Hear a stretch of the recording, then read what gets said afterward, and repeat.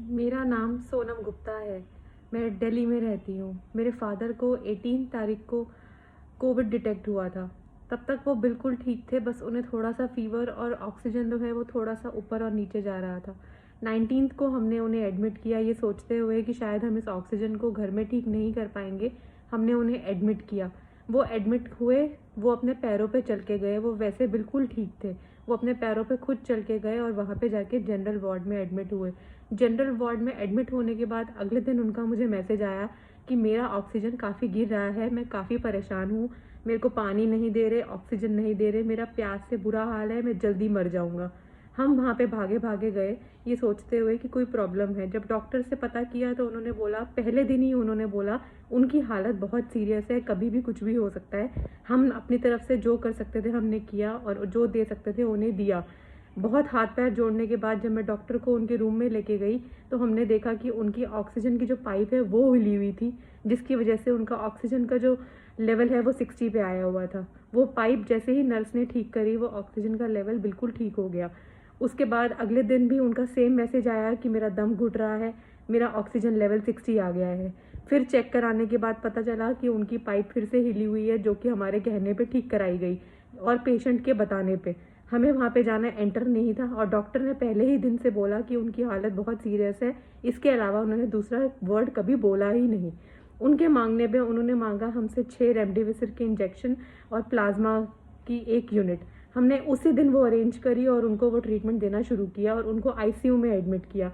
ICU में तक वो मुझसे कहते रहे कि यहाँ से चल, मुझे लेके चल, ये कुछ नहीं कर रहे, मैं मर जाऊँगा यहाँ पे। लेकिन जैसे ही वो हिलते थे उनका ऑक्सीजन लेवल नीचे आता था तो हमें लगता था कि नहीं, वो समझ नहीं रहे हैं इस समय अपनी हालत को और यहाँ से ले जाना बिल्कुल भी ठीक नहीं होगा।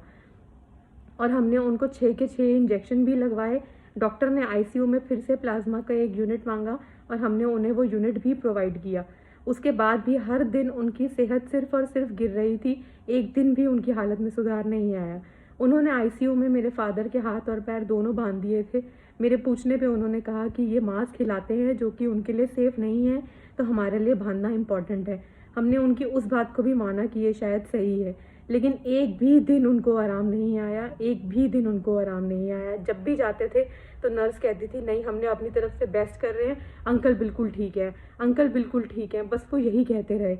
और उनकी हालत आखिरी में 2 दिन पहले बिल्कुल अनकॉन्शियस हो गए थे। वो अनकॉन्शियस आदमी तक को उन्होंने बांध रखा था।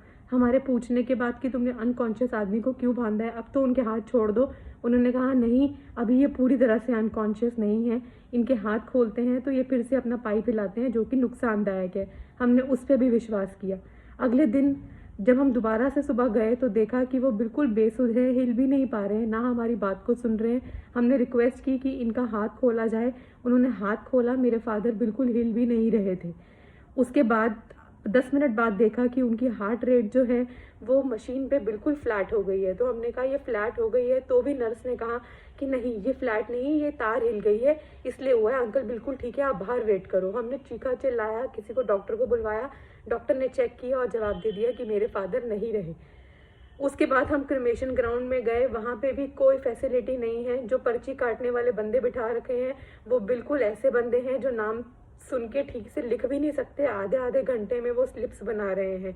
मेरी आप सबसे रिक्वेस्ट है, ये रेमडेसिविर, ये प्लाज्मा, ये कोई जादू नहीं है। हमने ये सब कुछ प्रोवाइड किया, फिर भी हम अपने फादर को नहीं बचा सके। आप लोग अपने जिस भी पेशेंट को, अपनी फैमिली मेम्बर को आप हॉस्पिटल्स में एडमिट कर रहे हैं, आप ये मत सोचिए कि वो उनका बहुत अच्छे से ध्यान रख रहे होंगे।